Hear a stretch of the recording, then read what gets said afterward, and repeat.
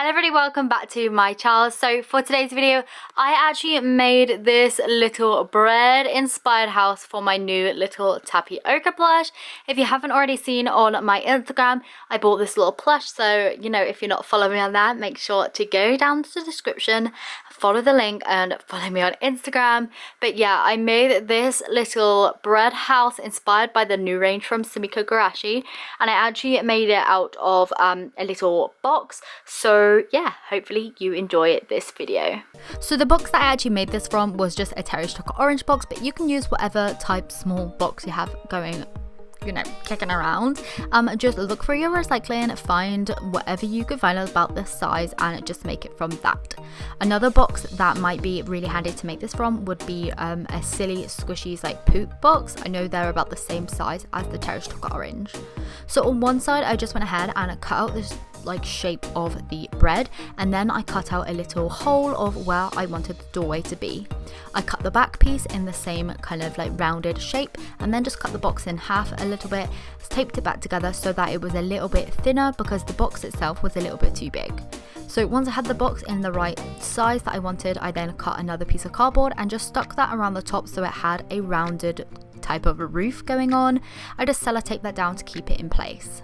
To make it nice and puffy, to make it like the bread shape, I just took some toy stuffing and then just taped that to the very top using some clear tape again, but making sure that I was really light with the tape so it just held it in place. What I then went ahead and did was took some of this beige coloured plush fabric. This is by the brand Shannon Fabrics, and I just hot glued on the front of the shape and then just stuck it down onto the back of the fabric.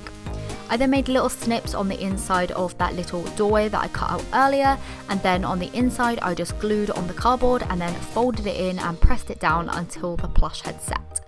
I actually used the little holes in like the terrace chocolate orange box to actually really get in there, and that actually helped me out loads.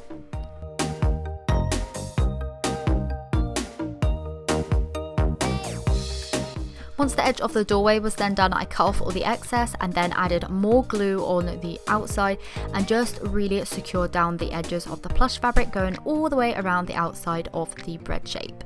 I did the exact same thing on the back as well, but obviously without the door frame. To fold in the corners, I just hot glued a little bit and then just folded them in on itself and held them down into place whilst the glue set.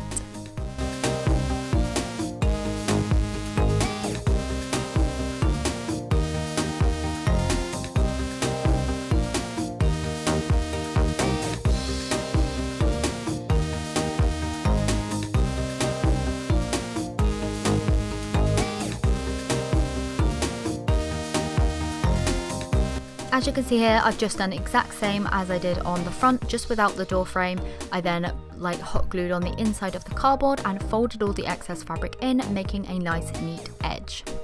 I then moved on with a darker brown fabric. I cut off a strip to be around about 2 to 3 inches wide and then folded in the raw edges and just hot glued them down.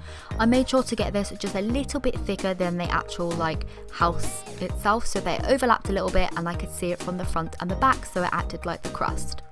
I just hot glued down one edge to begin with and then just focused on the front part of the house just to make sure that it went round into like the bread shape and made it into like, you know, the shape that it was supposed to be rather than just being flat.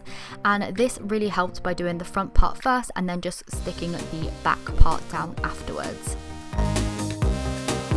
Once I had all of the darker brown in place, I then went ahead and made a base. So I just took another scrap piece of cardboard and glued around the edges and stuck down some of that light beige colour.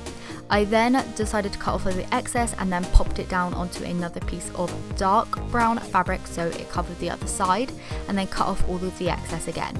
I then just hot glued this in place, focusing on one side at a time, making sure it was really nice and secure and trapped in any of the raw edges that were left. To cover up the inside, I just took some rough kind of plush fabric and stuck that down inside so I couldn't see any of the box anymore. Then I mixed up a light brown coloured acrylic paint, and with my dotting tool I just painted the face on and left it to dry. So I just popped my 2-inch blue tapioca plush inside of the little bread house. I am so in love with this. It just fits in there perfectly. He is so tiny. Like, let me move my finger over there. Like, look how small he is. He's so small, and this bread house just fits him perfectly in there. I'm so happy to have made this little house in my series. This is obviously the second house that I've made so far. I intend to make about 2, maybe 3 more. So yeah, if you want to see me make some more houses, then please do carry on watching, hit that subscribe button, all of that. And I will see you very soon for another DIY video.